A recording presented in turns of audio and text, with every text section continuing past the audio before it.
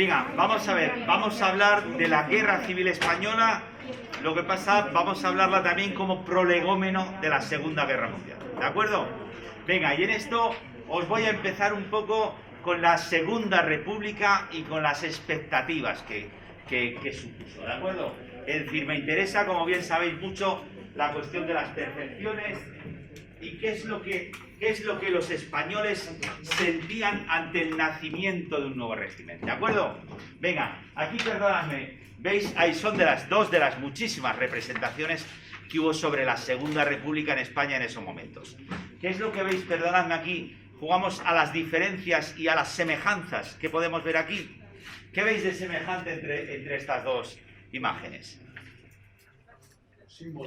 El símbolo, ¿qué símbolo concretamente? La bandera republicana, ¿verdad? La república me significa ese nuevo mundo, ese nuevo país, ¿verdad? Venga, la república, ¿qué más vemos de semejanza entre las dos fotos? El león, ¿qué significa el león?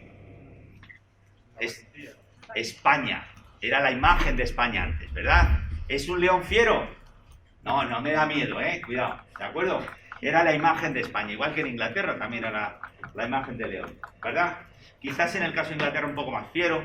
Vale, ¿qué más cosas veis que son parecidas? Los búnkers, ¿no? Espera, dime. Los búnkers, detrás, los barcos, que puede significar el antiguo imperio. No, pero aparte, perdóname, ahora estamos hablando de semejanzas y el buque aparece solamente aquí, no aparece aquí. Venga, luego eso para las diferencias lo vemos, ¿vale? Venga, muy bien. La balanza, ¿verdad? No había justicia antes y una vez que llegue la República, los pobres y los ricos tendrán la misma justicia. Esa es la expectativa que tenemos, ¿verdad? Y eso lo cumplen, esto es una expectativa general. Sí. ¿El gorro de los símbolos? Venga, el gorro frigio, el de la República, ¿verdad? Muy bien. El gorro también es compartido. ¿Os acordáis que en el 1830, cuando estábamos viendo el cuadro de Delacroix, también aparece el gorro frigio? ¿De acuerdo? Venga, ¿qué más? ¿Qué más vemos de cosas conjuntas? ¿Perdón? Fijaros, este vestido, ¿os dais cuenta? ¿Qué te indica un vestido blanco? Una mujer pura, ¿verdad?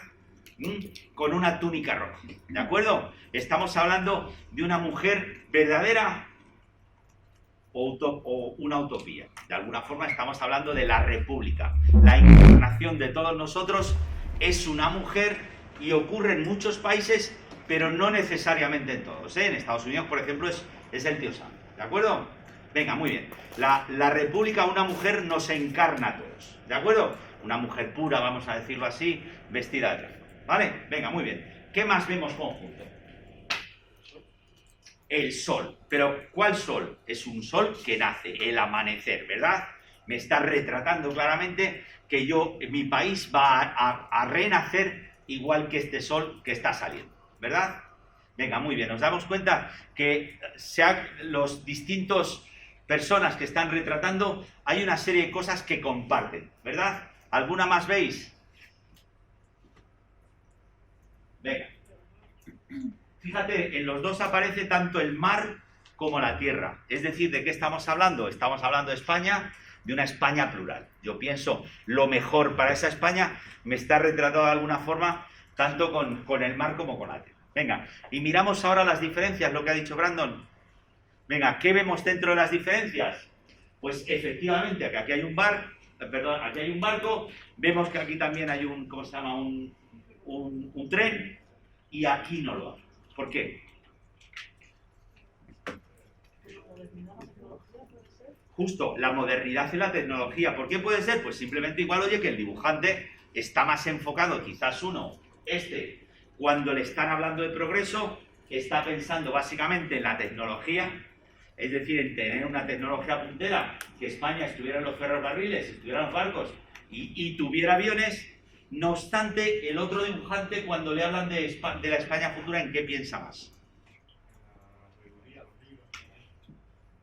Justo, por un lado, cuidado, aquí es que quizás está mal, porque aquí está el yunque, quizás aquí esto está cortado, el yunque y el libro, o sea, que eso igual está en los dos, ¿vale? Entonces aquí es una imagen de la cultura, efectivamente, pero luego también yo veo claramente que el otro dibujante se enfoca más, vamos a decirlo, en una España que funcione, y se está enfocando más que en la tecnología, está imaginando más bien el pueblo normal y corriente. Es decir, se está imaginando a un agricultor y se está imaginando un país de alguna forma, una industria, etc. ¿De acuerdo? Es decir, por supuesto, cada dibujante tiene su pequeña idea, pero de alguna forma os dais cuenta que comparten. ¿Vale? ¿Seguimos? ¿Con qué es lo que imaginan? Venga, vamos a ver. Venga, estamos hablando aquí de otra imagen de España, a raíz del nacimiento de la República. Esta imagen, ¿qué tiene de parecido con la anterior? ¿Y qué tiene de diferente? Venga, ¿qué de parecido podemos ver en la anterior? Pues hombre, por ejemplo, lo de la cultura, ¿no os parece? Aquí también, en esta esquina, está retratando esa cultura que será necesaria. ¿De acuerdo? Esto es aquí ya te lo dicen claramente. ¿Y qué pone aquí? Protección para las artes y para la cultura. ¿De acuerdo? Es decir, de alguna forma se comparte que esa España mejor debería de pasar necesariamente por la cultura. Eso estaban todos de acuerdo, ¿verdad? ¿Qué más podríamos decir de parecidos entre esta y la anterior? Venga, la idea de España, ¿no? Es decir, cuando estamos hablando esa idea de ese país mejor, lo veis, por ejemplo, también en esta idea por la patria y la libertad, ¿verdad? ¿A quién estamos hablando estos señores? Era la rebelión de Jaca, ¿de acuerdo? La rebelión de Jaca, esos militares que se levantaron en favor de la República y que se habían quedado aislados y que finalmente murieron, ¿verdad? Entonces, ¿qué pasan a ser esos hombres? Los símbolos, de nuevo, de esa nueva República, ¿de acuerdo? Fijaros, son Fermín Galán y García Hernández, pasan a ser estos dos militares, son dos capitanes, y pasan a ser, también están aquí, de alguna forma, como esa simbolización de esa nueva República. Fijaros lo que pone aquí: al servicio de la libertad, los capitanes, dice, ejecutados en Huesca, dice, hay otros 18 millones de españoles que estarían dispuestos a entregarse. Vale, ¿de acuerdo? Entonces tenemos clara esta idea. Hay unos señores. ¿Qué es la diferencia? ¿Esa idea de por la patria y la libertad os suena muy moderna? Sí, ¿verdad? ¿Cuál es la diferencia, de alguna forma, entre soñar un nuevo país ahora o soñar un nuevo país fascista, por decirlo de alguna forma? ¿Qué diferencia habría entre lo de Mussolini, lo que podía decir Mussolini en esos momentos, y lo que podía decir estos señores en estos momentos? Para mí hay una semejanza, aquí. Fijaros, habla por el capitán y el trabajo unidos. En este sentido, el mensaje de estos señores tiene una idea muy clara también de que el capitalismo puede funcionar mejor. Es decir, si están juntos los trabajadores y los empresarios, se podrá funcionar mejor. ¿Os parece bien? Entonces, esto es una cosa que también lo decían en esos momentos los fascistas. O sea, podríamos decir que es una idea que podría ser mucho más amplia de los fascistas en estos momentos. Pero ¿qué diferencia hay aquí claramente? Que no se centran en España, en exclusiva. ¿Qué es lo que estamos diciendo aquí claramente? Cuando estamos imaginando esa España mejor con la República, obviamente estamos pensando en esa España, pero tenemos una perspectiva más amplia, ¿verdad? ¿Por qué hablamos de una perspectiva más amplia? Fíjate, aquí claramente estamos hablando de esto, y estamos hablando, por ejemplo, aquí, fijaros lo que dice: la justicia y la ley es para todos, ¿de acuerdo? Si antes lo habéis visto claramente en ese dibujo, aquí queda claramente expresado. ¿De qué más estamos hablando? Por ejemplo, aquí, ¿veis? Este es un esclavo. La esclavitud hay que acabar con ella, ¿de acuerdo? ¿Qué estamos diciendo aquí claramente? No solamente estoy pensando en una España mejor, sino estoy pensando también en un mundo mejor, ¿vale? ¿De qué más podemos hablar? Venga, cuando estábamos hablando de progreso... Venga, vale. Venga, aparece el barco. ¿Qué más? ¿Aparecen los trenes? ¿Sí o no? Sí. Sí, porque es una estación de metro, ¿verdad? ¿Aparecen los aviones? ¿Cómo que no? Venga, ¿y qué es lo que hay también? Un Zeppelin. ¿A qué me estoy refiriendo? ¿Qué podemos decir con ese dibujo del Zeppelin? Que esa foto es previa a 1937. Porque en 1937 es cuando el Hindenburg, el Zeppelin se hundió, se cayó. A partir de aquí ya la expectativa de un futuro en el que nos movamos por medio de dirigibles nos desaparece completamente. ¿De acuerdo? Entonces sí que podemos decir que hasta el año 37 una opción eran los aviones y otra opción los Zeppelin. ¿De acuerdo? Que desapareció y punto. ¿Vale? Venga, ¿qué más idea de progreso podemos ver aquí en esta foto? ¿Eh? ¿Qué podemos ver aquí? Entonces, rascacielos, ¿no? Rascacielos como esa imagen de modernidad. ¿De acuerdo? ¿Eh? ¿Y qué es lo que podemos entender aquí? ¿Qué podemos entender? Aquí no aparece el sol, pero ¿cómo se expresa esa nueva modernidad, ese comienzo? Fijaros, de una masa de gente que está cruzando este puente y que está yendo hacia esa modernidad. ¿Os dais cuenta? ¿Vale? Podemos entender, esa es la idea de lo que está expresando esta gente. ¿Qué podemos decir? ¿Es el mismo dibujante que los otros? ¿Qué diferencias tiene este señor frente a los otros? Y luego aquí ¿quién más tiene? ¿Quién es este señor? Entonces tenemos aquí, efectivamente, Pablo Iglesias como el gran dirigente que supone de alguna forma el futuro de los obreros. ¿Vale? ¿Qué podemos decir aquí entonces? ¿Qué estamos plasmando? ¿Podríamos decir que es también un mismo dibujante? ¿A qué público está dirigido esto? Frente a los anteriores. ¿Qué podríamos decir? Que si bien el anterior tiene un público más amplio, aquí estamos dirigidos ya claramente a un grupo concreto de población. ¿A quién podríamos decir que lo estamos dirigiendo? Venga, vamos a ver las banderas. ¿Qué banderas lleva la gente? Por un lado, esta ¿qué bandera es? La republicana, ¿verdad? Luego aquí vemos la roja. ¿Y luego cuál es la otra? La del esperanto. La del esperanto. ¿Eh? ¿Qué es el esperanto? Era la lengua que se consideraba que podrían crear una lengua y utilizar una lengua sin imposición entre unos y otros. Es decir, una lengua para la igualdad de los seres humanos. ¿De acuerdo? Hubo mucha gente, de alguna forma esto eran más bien toda esta gente de tendencias anarquistas que estaban intentando hacer un nuevo mundo. Y bueno, pues el esperanto era una de las ideas que se estaban propagando en esos momentos como una forma de ayudar a la liberación de los pueblos. Yo sí os digo, me acuerdo una vez en Ámsterdam, hace muchos años, me acuerdo en una cabina de teléfonos, sí que es verdad que vi, pues eso, ponía las instrucciones en 6 idiomas y el último idioma efectivamente era un esperanto, ¿eh? O sea que, pero vamos, yo desde luego ya no lo he visto, no sé si alguno de vosotros lo habrá visto, pero ha perdido su efectividad, ¿de acuerdo? Bien, entonces podemos decir que esto es de un grupo que tiene una idea, por supuesto, de alguna forma más concreta de la República, que de alguna forma es una idea más social, ¿verdad? ¿Vale? Pasamos entonces vemos aquí que por supuesto está la idea de la patria, la idea de España, junto con otra serie de ideas de mejora social, de modernización, llamarlo progreso, llamarlo tecnología, ¿eh? ¿De acuerdo? Vale. Bien, y con estas cosas, estas mujeres también aquí claramente representando la cultura, ¿vale? Una idea un poco helénica de la cultura, ¿de acuerdo? Vale. Seguimos. Venga, perdóname que vaya a ir muy rápido, etcétera. Venga, ¿qué puedo decir de alguna forma una vez que se empieza la República? Pues obviamente podemos hablar cómo plasmamos esas expectativas. Se puede decir que por parte de los anarquistas, una de las cosas más originales en el caso de España fue la quema de los archivos de los pueblos como una forma de opresión hacia los pobres.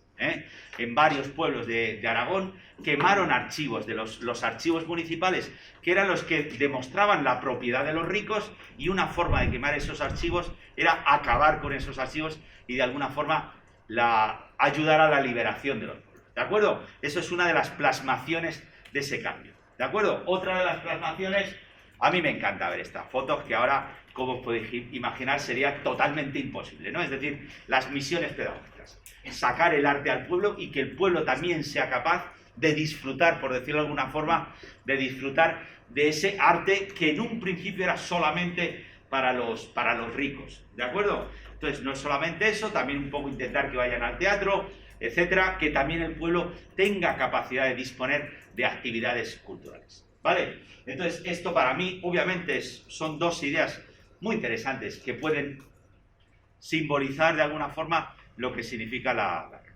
¿De acuerdo? ¿Qué cosas van funcionando mal? por supuesto, como en tantos otros sitios, hubo fracasos, hubo fracasos y hubo decepciones. Venga, por ejemplo, una de las más famosas es la de Seis Dedos, ¿no? La de ¿qué pasó en Casas Viejas? Que iba a haber una huelga general en toda España. ¿Y qué ocurrió en Casas Viejas? Que esa huelga general que se había decidido en España, a última hora se cambió de opinión. Dijeron que no, la vamos a cancelar. ¿Qué es lo que pasó en Casas Viejas? ¿Cómo se enteraban los de Casas Viejas que se había desconvocado la huelga? Pues lo que hicieron fue, para saber si la huelga se había convocado, mandaron a un chaval al monte de al lado. ¿Y qué le dijeron? Si pasa el tren, avísanos porque eso significa que la huelga no se ha convocado. ¿De acuerdo? Entonces el chaval estuvo pues desde las 7 de la mañana esperando que el tren pasara. Como el tren no pasó, pero no fue porque había huelga, sino porque el maquinista de ese tren se había tenido un problema con el pie, el niño volvió al pueblo diciendo, el tren no ha pasado, luego nos levantamos todos y ahí pasó. Fijaros, ¿os dais cuenta de estos tipos de errores que son obviamente causa de comunicación, de cómo está la situación entonces? Fijaros, por cierto, estaba hablando de la revuelta de Jaca, la de los militares. Pasó algo parecido, Es decir, en el caso de Jaca iba a haber una serie de levantamientos en varios acuartelamientos. A última hora decidieron dejar que no hubiera más que no hubiera el golpe de Estado, que no hubiera los levantamientos, y entonces fueron una serie de dirigentes a informar a esos lugares de que de lo dicho ya desconvocamos la huelga. ¿Qué ocurrió en el de Jaca? Que al que le mandaron, cogió el tren, se fue a Zaragoza, se fue a una posada, se fue a dormir y le dijo a la señora, por favor, despiérteme a las 7 de la mañana para coger el tren para Jaca. ¿Qué ocurrió? Que o él se durmió, la señora no la avisó, lo que sea, total que no cogió el tren. ¿De acuerdo? O sea, estas cosas son, desgraciadamente, hay que entender, y es bueno la historia para entender estas cosas, ¿vale? Es decir, el problema de Jaca y Casas Viejas, de alguna forma, era una cuestión de comunicación, ¿de acuerdo? Bien, ¿qué ocurre en Casas Viejas? Hubo una masacre, efectivamente, y hubo, por supuesto, decepción. Y junto con esa decepción, os estoy comentando aquí, pues por supuesto hubo gente que ya estaba en contra del régimen republicano y que se pusieron en contra y que dieron un golpe de Estado. Me estoy refiriendo al golpe del general Sanjurjo, 1932, fracasado. ¿De acuerdo? Vale, perdonadme que no me voy a meter en más cosas. Venga, y pasamos al siguiente periodo, el periodo de dominio de las derechas. ¿De acuerdo? ¿Qué podemos decir aquí? El bienio radical cedista. Bien, con esto, las cosas que habían pasado, los anarquistas hicieron una campaña fuerte por la abstención en las elecciones del 1933. Una campaña fuerte por la abstención. De alguna forma se puede decir que ganó a las derechas en esos momentos, pero fijaros que la de gobiernos que hay, esto que me está diciendo, claramente que no se pudo argumentar una mayoría con una mínima estabilidad. ¿De acuerdo? No me quiero meter más en ello, fijaros, no sé cuántos gobiernos, son 9 o algo así, ¿vale? ¿Qué os puedo decir aquí de qué cosas que me pueden interesar? Bueno, primero, perdonadme que os diga una cosa de Filipinas.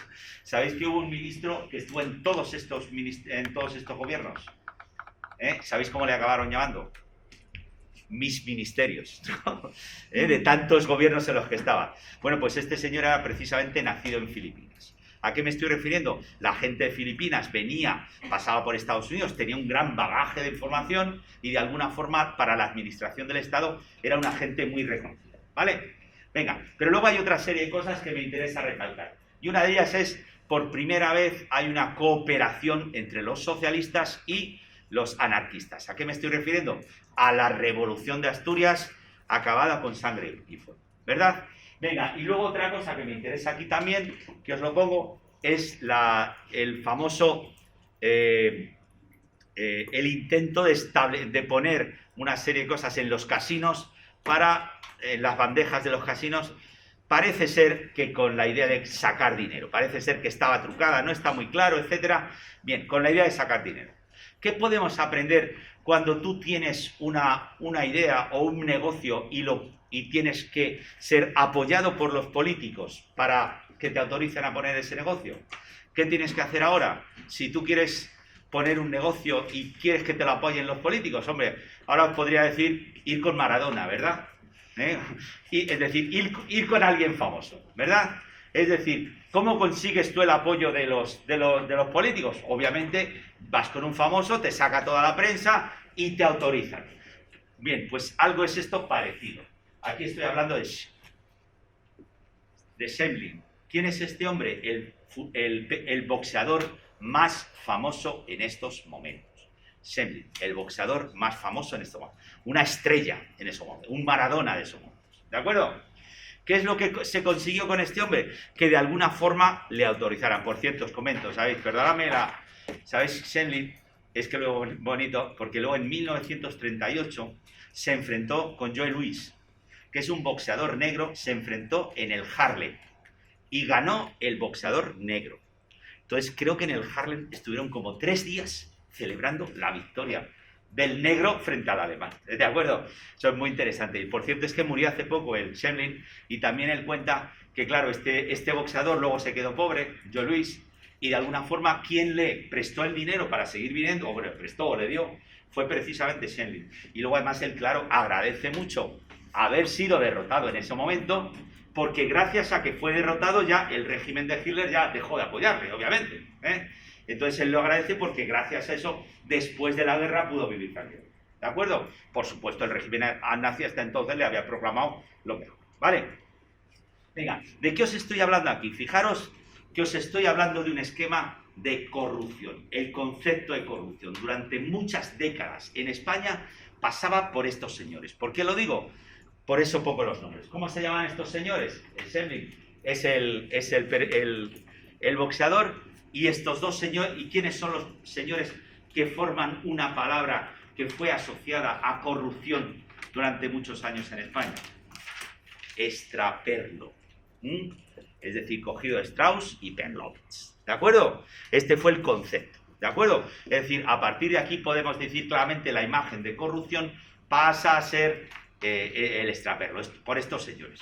Me interesa también por parte de, no solamente por el nombre como tal, sino me interesa también por lo que significa en esos momentos. Porque el Partido Radical, a partir de entonces, de tener tantos diputados, de ser el partido que tenía más diputados, pasa a tener solamente 5 diputados. Por supuesto, negativo, positivo, ya no me meto en otras cosas, pero sí que es verdad que el Partido Radical era el único en esos momentos que seguía hablando claramente de la necesidad de una república para todos los españoles. ¿De acuerdo? Claro, este partido se queda con 5, con lo cual significa que obviamente esos que están entre medias de uno y otros, que no es exactamente, de alguna forma se declina. Hay un declive, ¿vale? Seguimos. Venga, ¿qué podemos decir de la revolución, de las elecciones de febrero del 37? Bueno, podemos decir claramente, por mucho que suene a comunista y todas estas cosas, de alguna forma la idea del Frente Popular fue propuesta por Azaña. Solamente sabían que en Cataluña iban a ganar, pero no sabían de lo que podía ocurrir en el resto. Pero sí que es verdad que por primera vez los anarquistas dejaron de apoyar la abstención activamente como antes. Y no solamente dejaron de apoyar, sino que hubo incluso 2 candidatos, uno de ellos, por cierto, luego fue a Filipinas, tuvieron 2 candidatos que de alguna forma los presentaron, es decir, que de alguna forma estuvieron indirectamente incitando al voto con tal de ganar a las derechas. ¿De acuerdo? Entonces aquí podemos ver el resultado, 34% para el Frente Popular, 278 diputados, y 124 nosotros con un 33%. ¿Vale? Bien, podemos decir claramente que aquí, bueno, digamos que la República inició una nueva etapa, que era una etapa ya sin Alcalá Zamora, porque en la Constitución venía que tras 2 divisiones, tras 2 disoluciones de las Cortes, tenía que dimitir el presidente, luego deja de estar Alcalá Zamora y pasa a ocupar el sitio el presidente Azaña, ¿verdad? Manuel Azaña. ¿Qué pasa a ser el presidente? ¿Mejor o peor? Bueno, se puede decir que el cargo de presidente es un cargo más elevado y que no estaba en la política del día a día. ¿De acuerdo? ¿Qué significa eso? Que hubo un buen presidente, un presidente poderoso, pero sí que es verdad que dejó de haber un primer ministro que tuviera una relativa importancia. Poder político, ¿de acuerdo? Casares Quiroga, hombre, pues sí, era un gallego con un partido de alguna forma poco importante. Mientras tanto, dentro de eso, por supuesto, los socialistas estaban divididos, como bien sabéis, y y sobre todo, ahora vamos a hablar, esa radicalización de la derecha. Es decir, ese temor que como había ganado la izquierda íbamos a tener el comunismo, etc. Sí que había un temor, de alguna forma, en mucha gente de derechas de lo que podría ocurrir, ¿vale? Pero fijaros, yo vuelvo un poco con esta idea de la emocionalidad de la guerra, ¿eh? ¿Qué es que puedo decir? ¿Cuál fue el tema básico cuando estamos hablando de las elecciones del 36? Aquí está. Votad al Frente Popular por la amnistía. Es decir, los que están detenidos por la Revolución de Octubre saldrán inmediatamente. Y fijaros lo que os digo aquí. Se proponga eso. ¿Sabéis cuándo salieron de la cárcel los detenidos por la Revolución de Octubre? Esa misma noche. Es decir, ¿qué podemos decir? Que el sistema judicial no estaba funcionando. El sistema estatal como tal no estaba funcionando convenientemente, ¿de acuerdo? Se puede suponer que hubo mucha gente que salió, que tenía que salir, y quizás algunos que no. Sí, es que el sistema electoral funcionaba así, es decir, se le daban muchos más diputados al que había ganado, un poco como en Estados Unidos. Ahora has visto, que simplemente con que ganes por un punto, ya todos los diputados o todos los electos de ese estado. Básicamente, la idea en este caso era de alguna forma forzar una cierta estabilidad, y evitar de alguna forma una dispersión entre los partidos. Era la idea, que sea bueno o no, pero era un poco la idea, ¿vale? Gracias por comentarlo, muy bien. Vale, ¿veis? Entonces, fijaros, yo me hablo de esto, me interesa deciros que esas elecciones básicamente fueron muy emocionales, es decir, vamos a decirlo claramente, un país de alguna forma dividido, y luego también podemos hablar aquí del que se decía que si era fascista, que si no lo era, como es el Gil Robles, la CEDA, el partido principal de derechas. Tenía mucha palabrería fascista, sus juventudes iban alzando la mano, a él le llamaban el jefe, una serie de cuestiones, pero se podría considerar que la CEDA podría haber mantenido la República. No lo sabemos, por supuesto, sí que tenía mucha palabrería, pero aquí, por ejemplo, en esta dice, estos son mis derechos, dame la mayoría absoluta y mejoraré el país, ¿de acuerdo? Estaba hablando, básicamente podríamos decir, que creía, o por lo menos aseguraba creer en la democracia, ¿de acuerdo? Venga, vamos a ver ahora el siguiente punto, que es quién quiso la guerra civil. Y en esto ya os digo que me baso en este libro, precisamente, de este nombre de Ángel Viñas, ¿de acuerdo? Como primera idea, y perdonadme que hable de cosa actual, no me gusta, pero fijaros, para mí hay una idea que sí que es de alguna forma opuesta a lo que está ocurriendo actualmente. ¿Qué está ocurriendo actualmente? Fijaros, que la gente de la ETA, que estaban tirando bombas y que nunca habían dicho que en su vida iban a participar en el Parlamento, que cuando llegó el rey se pusieron a cantarle, etcétera. ¿Qué ha ocurrido? Que precisamente los opuestos al régimen están participando, para mejor o para peor. No me meto en esas cosas. ¿De acuerdo? Es decir, ¿qué podemos decir? Que la democracia española actualmente nació con un grupo de oposición por ambos lados y progresivamente esa gente que estaba opuesta progresivamente está entrando en el sistema. ¿De acuerdo? Lo digo a nivel de general, yo comprendo que puede haber muchas cosas muy dolorosas, etcétera. Hablo como historiador, ¿de acuerdo? Es decir, ¿qué ocurre? Que la grandeza, perdóname que lo diga, de la actual democracia es que ha atraído incluso a los que estaban en contra de la democracia. ¿De acuerdo? De acuerdo, incluso hasta el punto de matar, etcétera. Vale. ¿Qué ocurrió en el caso de la Segunda República? Perdóname que lo diga, que fue de alguna forma opuesto. Un proceso opuesto. Es decir, que esa gente que en un principio apoyaba a la República pasaron a ser de alguna forma cada vez menos. ¿De acuerdo? ¿A qué me estoy refiriendo concretamente? Pues por varias cosas. Primero por lo que ocurrió a los anarquistas, etcétera, tanto por la izquierda o por los anarquistas, como a partir del 36 por parte de las derechas. Es decir, esa creencia en un régimen que nos iba de alguna forma a mejorar a todos, fueron desengañándose primero unos y después otros. Eso es lo que podemos decir, y por eso creo que sí que es conveniente contrastarlo con la situación actual. ¿De acuerdo? Venga, entonces vamos a ver, y ahora claro, me interesan aquí quiénes son los grupos que de alguna forma estaban en contra de la República. Vamos a decir una cosa, son gente que en un principio estaban en contra de la República y que luego seguían estando, pero podemos decir claramente que esos apoyos de gente que podían haber apoyado a grupos republicanos, por decirlo de alguna forma, se fueron distanciando de la República porque pensaban que iba a acabar una serie de cuestiones. ¿De acuerdo? Es decir, eran los mismos grupos pero vamos a decirlo claramente con más apoyos. Y luego, bueno, por supuesto la falange que se creó con la idea clara. ¿De acuerdo? Vale, entonces vemos aquí, dentro de los partidos de alguna forma republicanos, vemos por ejemplo dentro del Partido Socialista a Indalecio Prieto, vemos también al decano de la Facultad de Historia, a Julián Besteiro, el socialista, vemos a Manuel Azaña, es decir, vemos una serie de partidos que admitían la república. Dentro de la izquierda, por supuesto el Partido Socialista también, bueno, Laro Caballero también era un institucional, bien, pero no estaba tan en contra de la república, pero bueno, bien, y luego vemos dentro de la derecha, pues vemos estos personajes, ¿no? Alejandro Lerroux, pero resulta que en las elecciones del 36 queda nada, ¿verdad? Es decir, quedamos Gil Robles también, que vemos también, por ejemplo, a Alcalá Zamora, que también le quitan de presidente de la República, intenta hacer otro partido, vemos sí a los catalanes moderados, y luego, bueno, el PNV de alguna forma también, ¿vale? Entonces vemos que esos de derechas a favor del régimen, de alguna forma están disminuyendo y están teniendo más importancia los que están en contra de la República desde un principio. ¿A quién me estoy refiriendo? Básicamente a José Calvo Sotelo, es decir, Renovación Española. Básicamente me estoy refiriendo también a Falconde, es decir, la comunión tradicionalista, los carlistas. Y luego ya os digo, el partido novedoso que se creó, que la falange de José Antonio Primo de Rivera. ¿De acuerdo? Bien, ¿qué es lo que podemos decir entonces de quién quiso la guerra civil? ¿Quién lo organizó?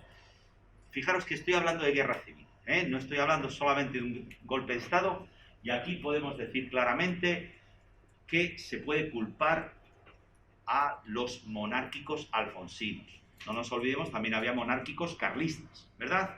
Dentro de esos monárquicos alfonsinos, ¿qué podríamos decir aquí claramente? Del partido Renovación Española, dirigido por el gallego José Calvo Sotelo. ¿De acuerdo? Bien, ¿qué podemos decir primero de este partido? Que era un partido que no era demócrata, pero sí que participó en elecciones. ¿Qué podríamos decir? Participó en elecciones de alguna forma para utilizar el régimen democrático, pero también podríamos decir que si hubiera funcionado mejor la República, quizás se hubieran quedado más aislados. ¿De acuerdo? Pero lo cierto es que cada vez lo utilizaron más, es decir, tuvieron la fachada del Parlamento y por otro lado tuvieron la fachada la otra, es decir, hacer un nuevo golpe de Estado. ¿Por qué estoy diciendo un nuevo? Porque el golpe de Estado de Sanjurjo había fracasado. Venga, ¿qué es lo que tenemos que hacer? A partir de marzo de 1934, es decir, cuando gobernaban las derechas, a partir de marzo de 1934 se plantearon, señores, tenemos que dar un nuevo golpe de Estado y este golpe de Estado tiene que ser exitoso. ¿Vale? Venga, ¿qué podemos hacer para tener un golpe de Estado exitoso? Venga, por un lado, apoyo exterior.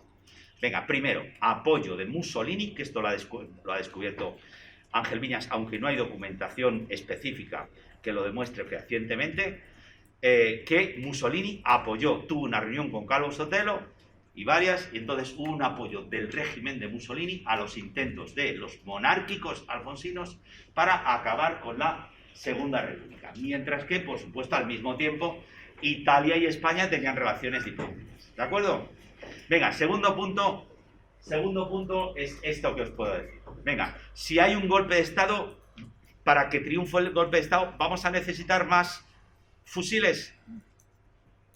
Bueno, si hay un golpe de Estado, fusiles no son tan necesarios, puede haber muchos, ¿eh? ¿Qué podríamos necesitar igual para ganar? Quizás un tanque, unos tanques, pero ¿qué ocurre con un tanque? Obviamente para trasladar un tanque es complicado, ¿verdad? ¿Qué es lo que si compramos o si tenemos al dar un golpe de Estado podría tener éxito? Aviones. El enfoque de los monárquicos, que era gente con mucho dinero, sacaron mucho dinero precisamente para pagar estos aviones. ¿De acuerdo? ¿Qué es lo que podríamos decir aquí? Que por medio de este señor, Pedro Sainz Rodríguez, es el que negoció esa venta de aviones, ese apoyo italiano para acabar con la Segunda República. Fijaros, os estoy diciendo un deseo y actuar explícitamente de evitar la documentación. Es decir, Ángel Viñas, por ejemplo, ha sido como una hormiguita, ha ido sacando de alguna forma datos y, por ejemplo, ha más o menos demostrado que hay una reunión entre Mussolini y Calvo Sotelo y otra persona en marzo del 34. Cuidado, pero no hay ninguna dieta, ningún papel que diga actos de la reunión entre Mussolini y este señor, eso no lo hay. Fijaros, para mí lo interesante del caso de Sáenz Rodríguez es que era una cosa que no se sabía. ¿Y qué es lo que hizo Sáenz Rodríguez? Pues decir, esto es una cosa tan secreta que hay que destruir la documentación. Entonces, en su archivo personal, lo único que aparece fueron los contratos romanos, esos contratos de que el 1 de julio de 1936 Italia proveía una serie de aviones de España para que ganara, ¿de acuerdo? Para que ese golpe de Estado que se iba a producir tuviera éxito. Cuidado, pero en esa documentación que ha donado este hombre no hay nada más de documentación, es decir, él ha destruido toda la demás. Solo eso, lo demás. Solamente los contratos romanos, ¿de acuerdo? Entonces, ¿cuál ha sido la labor? Obviamente tenía una razón, era una cosa muy secreta lo que se había hecho.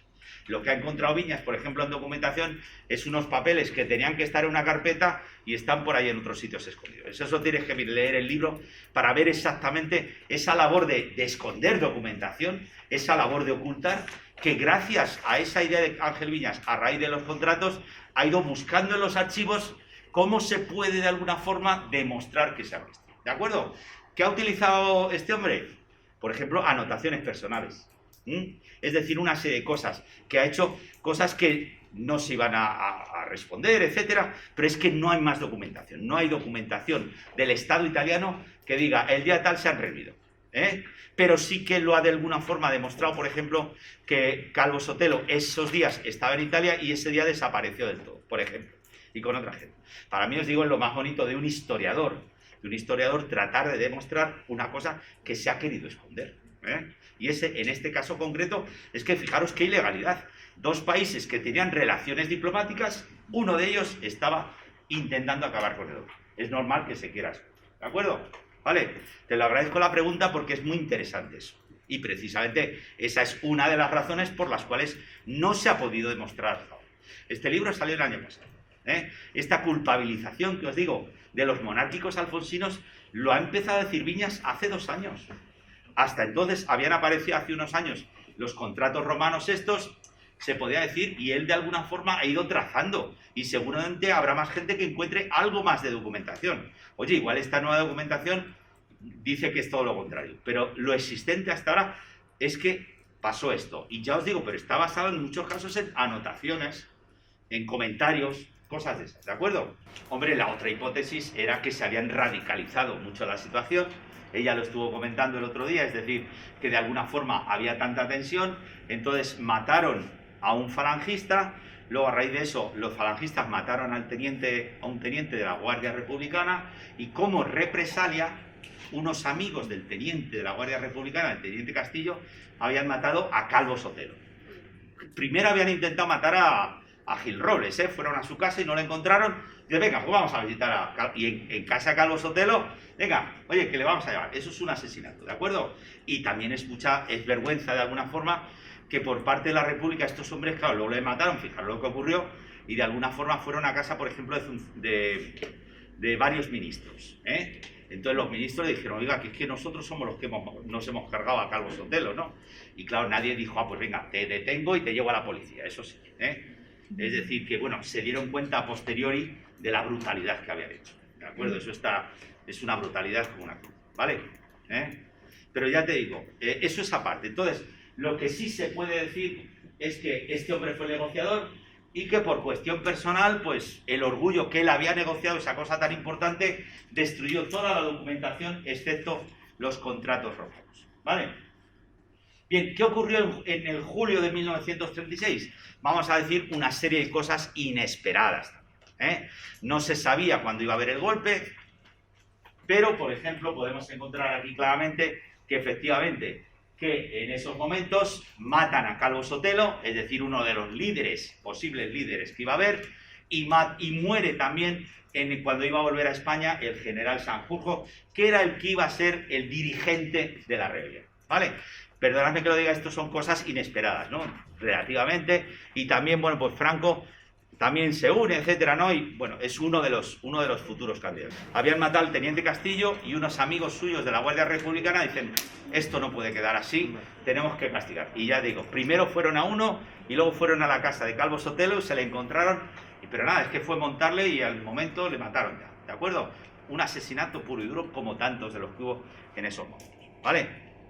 Venga, vamos a seguir. Entonces vemos esto, hay el golpe de Estado. Venga, entonces frente a lo que os digo, fijaros que os estoy diciendo una cosa novedosa que hasta entonces no se sabía. ¿Qué indicios previos había de eso que os estoy diciendo? Pues fijaros, por ejemplo, sí, hay un dato que, por ejemplo, sabéis, los aviadores, esos aviadores que iban a volar en esos aviones, que iban a llevar esos aviones, esos aviadores, pues claro, el día 17 o 18 de julio volaron a España, pero resulta que hubo varios que tuvieron que aterrizar en la Argelia francesa, en el Imperio francés. Venían de Italia, iban a España, a la España de Franco, y de alguna forma pasaron y tuvieron problemas y se quedaron en Italia. Y a esos, por ejemplo, les interrogaron. Y hubo varios aviadores que dijeron, ¿y usted cuánto tiempo? Dice, no, si llevo ya un mes. O 15 días, dijo, o un mes, algo así. Es decir, de alguna forma, esos fueron 4 días después del golpe y dice que este lleva un mes trabajando en ello. Hombre, pero claro, como había tantos datos, luego por lo visto también hubo una noticia en la prensa, entraron en la casa de Saiz Rodríguez y parece ser que encontraron documentación y sí, salió una noticia en la prensa diciendo se ha demostrado fehacientemente que Calvo Sotelo estaba preparando golpe. A saber dónde está esa documentación. ¿De acuerdo? Es decir, que había datos anteriores, lo que pasa es que faltaba la idea de juntar la documentación. Y eso es lo que creo que es muy interesante, que es lo que ha hecho Ángel Viñas. ¿De acuerdo? El ir recopilando los datos en función de una hipótesis para demostrar, de alguna forma, que es verdad que esos contratos romanos demostraban la implicación italiana y de los monárquicos alfonsinos por acabar con el régimen español. ¿De acuerdo? Y esto ya lo digo, para mí es lo bonito que después de 80 años que podamos decir una interpretación diferente gracias a la labor pequeña de historiadores que están hurgando por ahí entre datos, ya os digo, pero es que hurgar entre datos significa igual un papelito así que pone mañana le vi a este o no sé qué, este tío es un tal, ¿de acuerdo? Es para mí lo interesante, igual que un periodista que descubre algo novedoso, ¿de acuerdo? En este sentido, Ángel Viñas es uno de los que mejor conoce. Bien, entonces, ¿qué podemos decir aquí? Claramente, venga, vamos a culpar, perdonadme, y a desculpar. ¿Quién era culpable? Se puede decir que los monárquicos y Mussolini. ¿Y qué se puede decir claramente? Que Hitler no sabía nada. Hitler no sabía nada. ¿De acuerdo? Cuando digo que Hitler no sabía nada, no quiero decir que no estuviera de acuerdo. ¿Qué pasó con Hitler? Para mí hay un tema muy bonito. Hitler, ¿dónde estaba en esos momentos? El 18 de julio. Fijaros, os he hablado de los intereses alemanes o la emoción alemana y los festivales alemanes. Uno de los principales festivales alemanes era el Festival de Música Clásica de Bayreuth. No lo voy a preguntar, ¿eh? El Festival de Música Clásica, ¿de acuerdo? ¿Qué pasó? Que acabó de ese festival y creo que fue para casa todo emocionado después de haber escuchado la música, la ópera tan buena.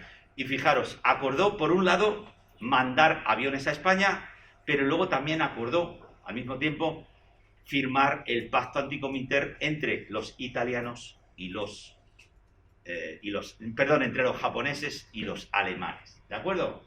Bien, pues eso es lo que se puede decir. Entonces, Hitler no se le puede decir culpable de preparar el golpe, al que por supuesto luego ayudó, y luego, cooperadores, venga, la Falange. ¿Qué hizo la Falange? Señores, sí es verdad que les estuvieron dando un dinero, a los italianos, de alguna forma. ¿Por qué? Porque vamos a entender a la Falange como cooperadores necesarios. ¿En qué sentido? No porque estuvieran implicados ni porque supieran nada. ¿Cuál era la función de los falangistas? Justificar el golpe, que hubiera violencia. Es decir, interesaba que hubiera un grupo que creara violencia, que hiciera muertos, estas cuestiones, para que la gente justificara y dijera necesitamos un golpe de Estado. ¿De acuerdo? Esa fue la función. Es decir, de alguna forma que los falangistas estaban de acuerdo, sí, pero no se les puede decir que fueran los que causaran la guerra. ¿Vale? ¿De acuerdo? Vale. Bien, los carlistas la verdad es que también estaban de acuerdo, por supuesto, con el golpe de Estado. Lo que pasa es que los italianos, los carlistas apenas tienen relaciones con el exterior, tienen sus preocupaciones internas, entonces en Italia pues no sabían qué era exactamente y no lo comprendían qué era eso del carlismo, ¿de acuerdo? Y sí que hay que decir que por parte de los italianos insistían mucho en ese contenido social, que no seáis solamente las derechas radicales, sino de alguna forma intentad que hubiera un contenido social en él. ¿Vale?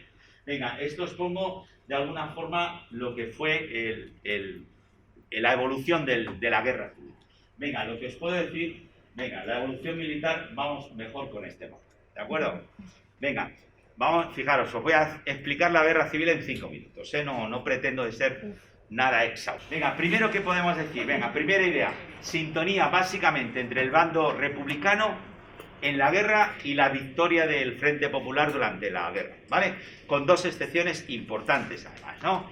Me estoy refiriendo a Sevilla, por Queipo de Llano, que hizo una labor, digamos, muy... y me metió mucho miedo desde el principio, y por el otro lado Zaragoza, ¿verdad? Otra zona de izquierdas que también salió ganando. Luego me parece que Bilbao, hubo otra ciudad donde no le pasaron le llamaron por teléfono para que se metiera en el golpe, o Vitoria, no me acuerdo qué ciudad, ¿me puedo pasar con el general? Y no le pasaron, entonces por eso no se enteró, ¿de acuerdo? Bien, ¿qué podemos decir? Venga, entonces aquí esto, ¿y qué es lo que se puede decir que ocurrió durante la guerra civil en un principio? Equilibrio de incapacidades. Ni el republicano es capaz de acabar con el franquista, ni el franquista o ni el rebelde es capaz de acabar con el republicano. ¿Y qué es lo primero que hubo? Las columnas.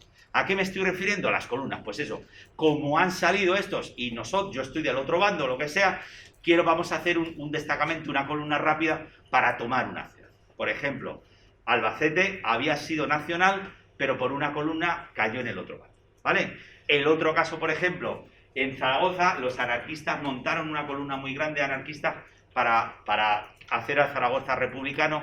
Lo que pasa es que la disolvieron porque pensaron que como entera, dice, es que estamos sin proteger. Entonces, como nos ataquen por detrás o por los lados, iba a haber una masacre grandísima. Bien, entonces, venga, esto es lo que pasó. Y luego, claro, la columna principal es cuando efectivamente era de militares, ¿de acuerdo?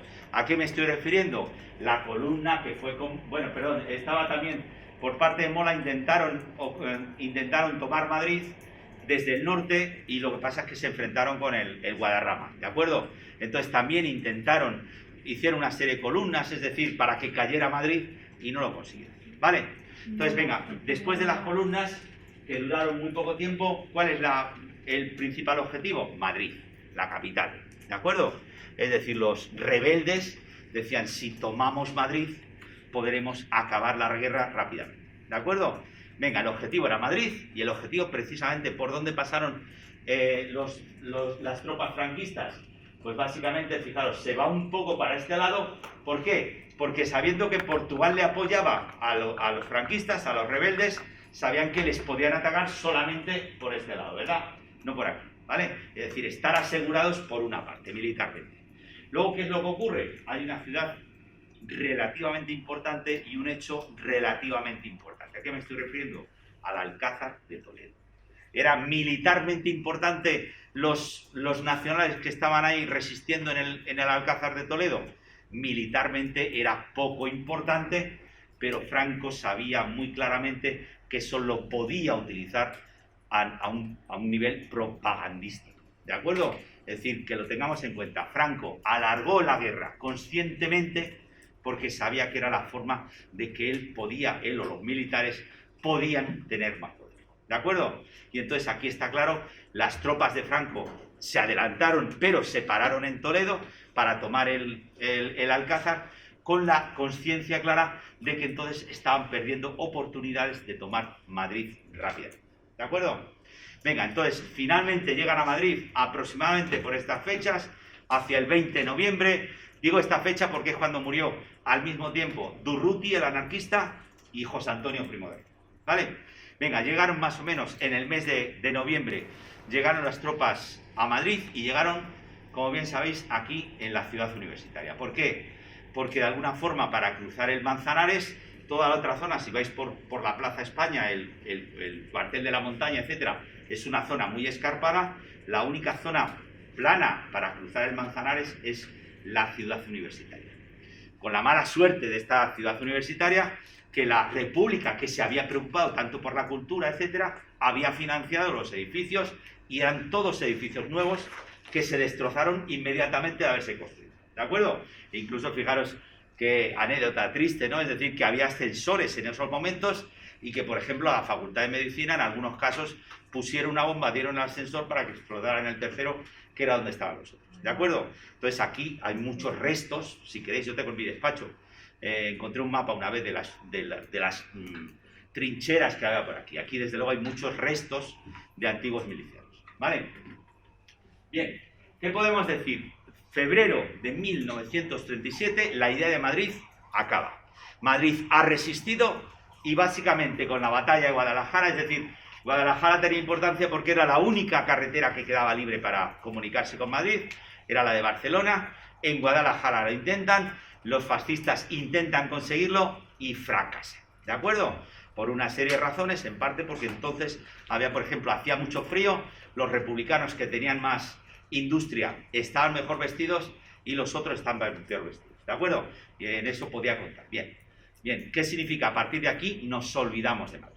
Madrid pasa a ser un escenario secundario. ¿De cuál es el siguiente? Pues hombre, claramente la estrategia dentro del bando nacional, pues era, fijaros, ellos ya se habían juntado, en un principio estaban separados, ya se habían juntado y ¿cuál era la parte republicana? Era todo esto, toda esta parte grande, más la parte del norte, ¿verdad? Entonces, ¿qué pasa a ser importante a partir del año 37? El Frente del Norte, ¿de acuerdo? El Frente del Norte, Asturias, el País Vasco, Asturias, Santander, ¿de acuerdo? Venga, ¿qué podemos decir? Y entonces vamos a decir que básicamente en el año 36, básicamente se puede decir que es la toma o la conquista, 37, 36. Del año 37. El Frente del Norte es el año 37. Desde febrero hasta el final de año, ¿vale? ¿Qué podemos decir de esto? Que fue progresiva, que empezaron por el País Vasco. Y bueno, luego lo pongo. Vamos a ver, ¿y qué papel tiene Hitler en estos momentos? ¿Y qué casualidad, qué ocurre con el País Vasco en estos momentos? ¿Qué características tiene el País Vasco? Vamos a decir una cosa clara. El País Vasco tiene un tipo de casas parecidas a las de Europa, ¿de acuerdo? Es decir, casas de varios pisos con un mismo tipo de materiales, etc. ¿Qué significa eso para Hitler? Que ante su planteamiento de cómo voy a conquistar Europa, cómo voy a utilizar mis aviones para conquistar Europa, ¿qué duda, perdóname que lo diga así, técnica tengo? Que si me valen más, perdonadme, las bombas de 25 kilos, las de 50 kilos o las de 75 kilos. ¿De acuerdo? Así es, desgraciadamente. ¿Qué es lo que hizo? Me parece que fue en Galdácano, utilizó bombas de 25 kilos, en Baracaldo, me parece de 50, y en Guernica de 75. Es decir, fijaros lo que os estoy hablando de qué cosa. ¿De acuerdo? Fue probar con qué puedo matar más gente gastándome menos dinero. ¿De acuerdo? Entonces, primero cae el País Vasco, luego Santander y Asturias. ¿De acuerdo? Venga, vamos a la siguiente fase. Están prácticamente cayendo toda esta zona. La República dice, tenemos que hacer algo importante, ¿nos parece? Venga, ¿qué podemos hacer para aliviar el Frente del Norte? Venga, vamos a tomar una ciudad. ¿Qué ciudad podemos tomar? Sí, pero ya te digo, básicamente en el caso de Guernica fue lo de las bombas de 75 kilos, Luego las bombas incendiarias las probaron en otros sitios, etc. ¿Vale? Venga, vamos a ver. Venga, entonces prácticamente ya está tomado la campaña del norte. ¿Cómo podemos establecer qué puede hacer la República por aliviar el peso? Venga, tomar una ciudad. ¿Cuál es la solución? Venga, Teruel, ¿verdad? Teruel. ¿Qué es básicamente qué es Teruel? Pues obviamente el esfuerzo por parte de la República de que después de que le vayan quitando capital tras capital o territorio tras territorio, ganar algo de territorio. ¿De acuerdo? ¿Qué significó? Vamos a decirlo claramente, fue un esfuerzo muy, muy grande para un beneficio muy pequeño. Es verdad que fue la única capital que tomaron los republicanos a los franquistas, a los rebeldes, en toda la guerra.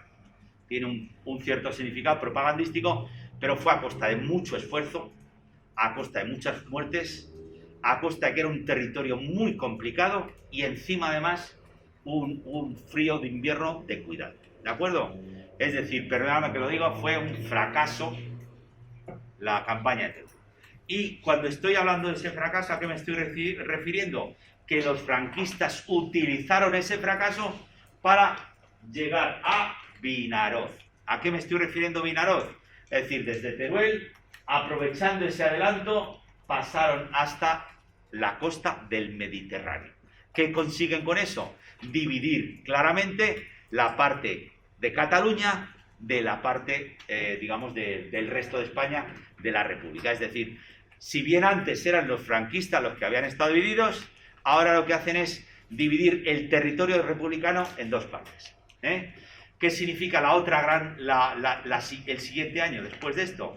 La batalla del Ebro. ¿Qué es la batalla del Ebro? Básicamente el esfuerzo por parte de los republicanos de volver a unir sus dos territorios.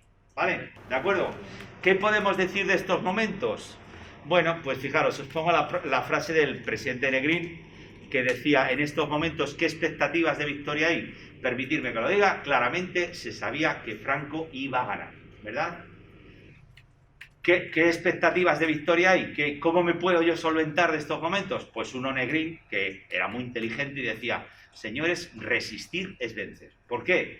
Porque las tensiones entre Hitler y los países europeos van a ser cada vez mayores y integrarán de alguna forma a la guerra civil. Lo cual era cierto, pero fue con varios meses antes. ¿Vale? Venga, ¿quién otro también intentó salvar el pellejo?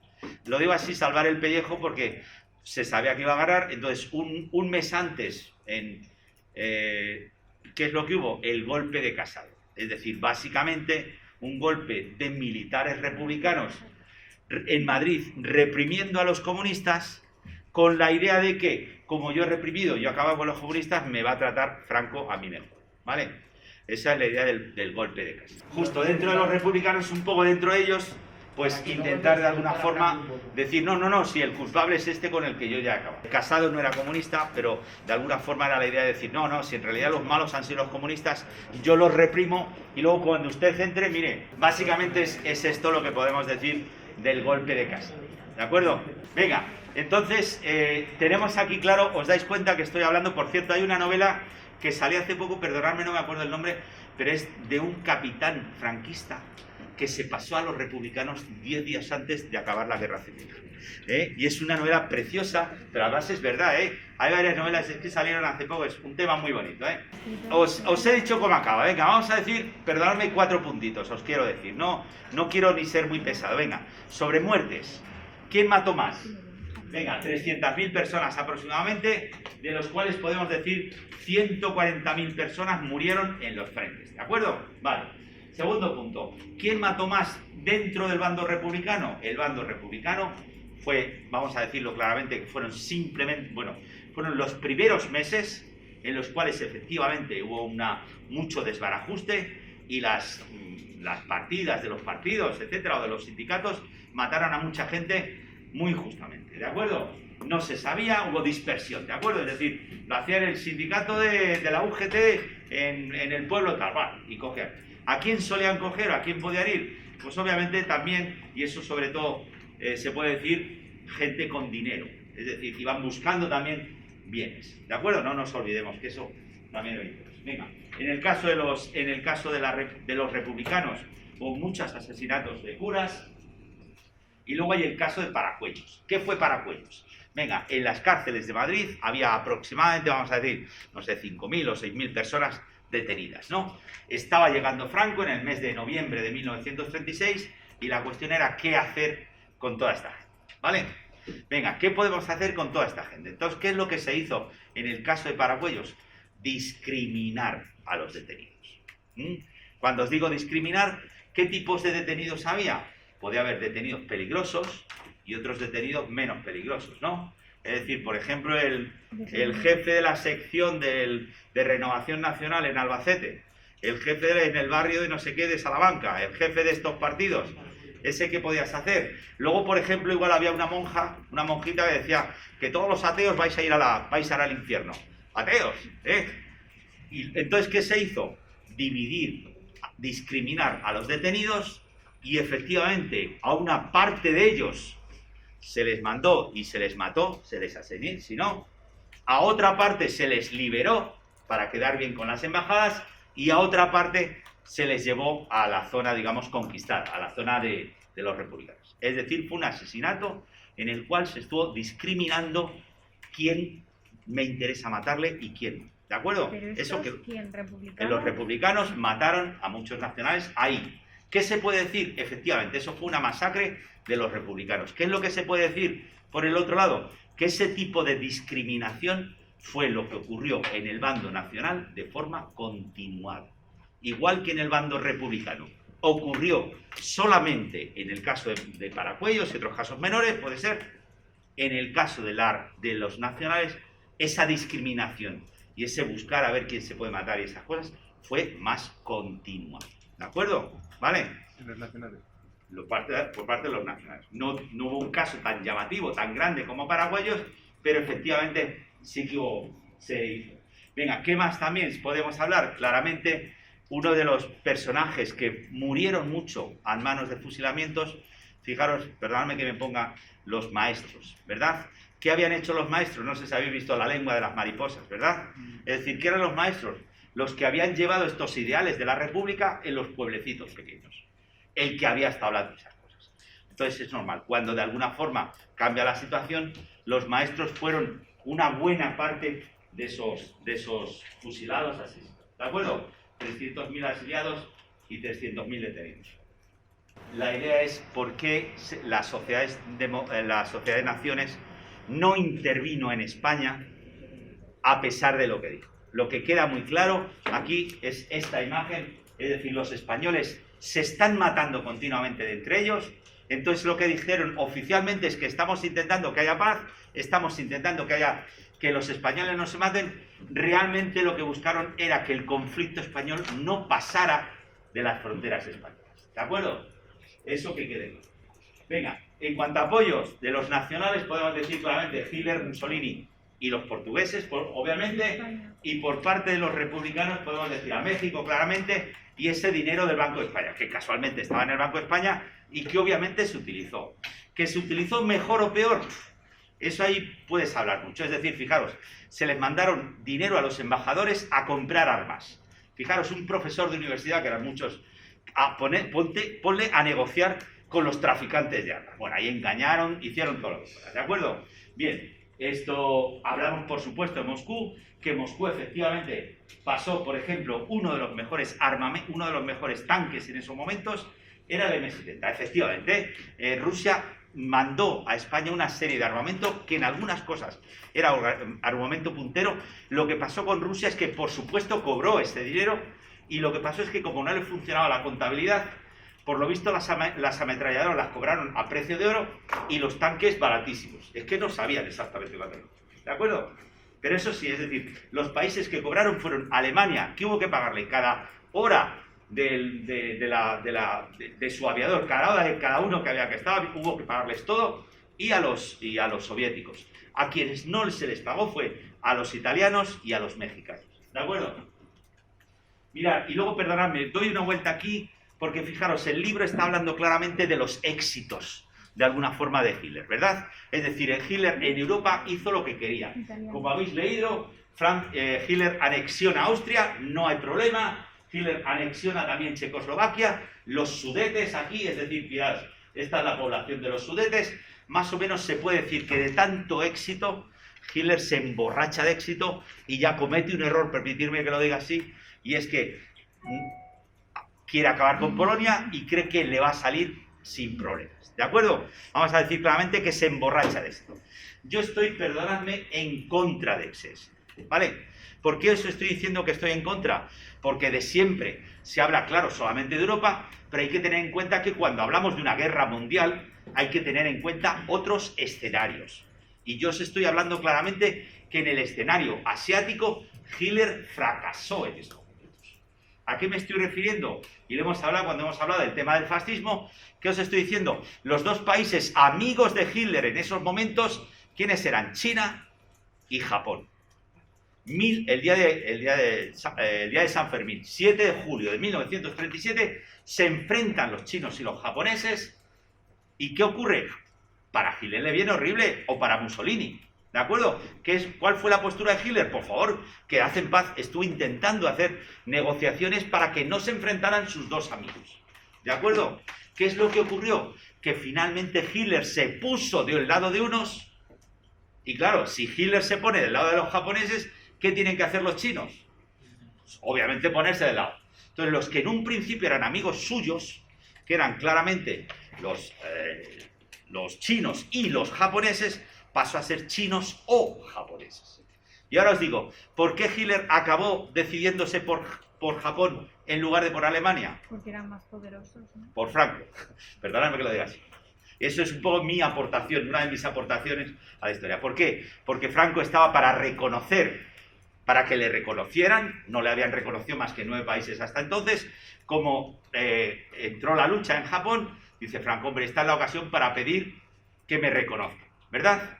¿Qué es lo que hicieron los japoneses? El ministro de Exteriores no lo quería hacer, pero como había tanto poder de los militaristas, dice, vale, dice, yo te reconozco solamente si me reconoces al Manchukuo, el estado artificial que habían creado los japoneses, que hasta entonces, ¿quién había reconocido el Manchukuo? El Salvador. El Salvador, Japón y el Vaticano, nadie más. Bien, entonces, ¿qué ocurre? Que claro, le pregunta, lo dijo el ministro de Exteriores japonés como un órdago, porque creía que no lo iban a reconocer. Y claro, de repente viene la orden, dice, no, España o Franco está dispuesta a reconocer el Manchukuo. Puñetas, ¿qué hago? Claro, lo que dijo, dice, venga, reconocerlo en la embajada de Alemania, que la embajada de Alemania estaba en contra. Digo, no. Y entonces, ¿qué pasó? Que se iba a hacer el reconocimiento de Franco y Manchukuo, pero entonces se entera unos días antes Italia, y dice Italia, paren los pies. Primero Italia va a reconocer el Manchukuo. Entonces, ¿qué es lo que ocurre? 30 de noviembre, fijaros en las fechas, no la voy a pedir, 30 de noviembre de 1937, Italia reconoce el Manchukuo, la primera gran potencia que reconoce el Manchukuo. Al día siguiente, Japón reconoce a la España de Franco. Y al día siguiente, Manchukuo y la España de Franco se reconocen. ¿Qué significa eso? Que por primera vez los militares japoneses están súper contentos. De hecho, al día siguiente se planeó la toma de Nanjing, que sabéis que es una de las mayores masacres durante... Bien, ¿qué ocurre eso? ¿Hitler qué dice? Hitler no quiere reconocerlo. Y Hitler se resiste en la medida de lo posible hasta febrero del año 38. Durante varios meses, ¿de acuerdo? Manchukuo no estamos refiriendo, ¿verdad? Manchukuo, sí. Para reconocerlo hasta febrero del 38. Reconocerlo diplomáticamente. Venga, pero me interesa otro tema también crucial, perdonadme, que eso sí que lo quiero acabar antes de eso. Fijaros, nada. Perdóname, un incidente que ni lo habréis oído nunca, ni tampoco. El incidente del Panay. Panay es una isla de Filipinas. P-A-N-A-Y. ¿Qué es el incidente del Panay? Simplemente que un barco americano es hundido por los japoneses dentro de esa conquista, ¿de acuerdo? ¿Qué significa a partir de aquí? Que a partir de aquí, efectivamente, el presidente Roosevelt en Estados Unidos dice, tenemos que parar los pies al eje. Tenemos que parar los pies al eje. Y Estados Unidos, que está entre Europa y Asia, por ejemplo, una de las cosas que hizo el presidente Roosevelt fue intentar apoyar a la República Española vendiéndole aviones. Hizo como una pequeña trampa para que no lo vieran, pero luego lo vieron y no lo consiguió, ¿de acuerdo? Entonces, ¿qué podemos decir en esos momentos?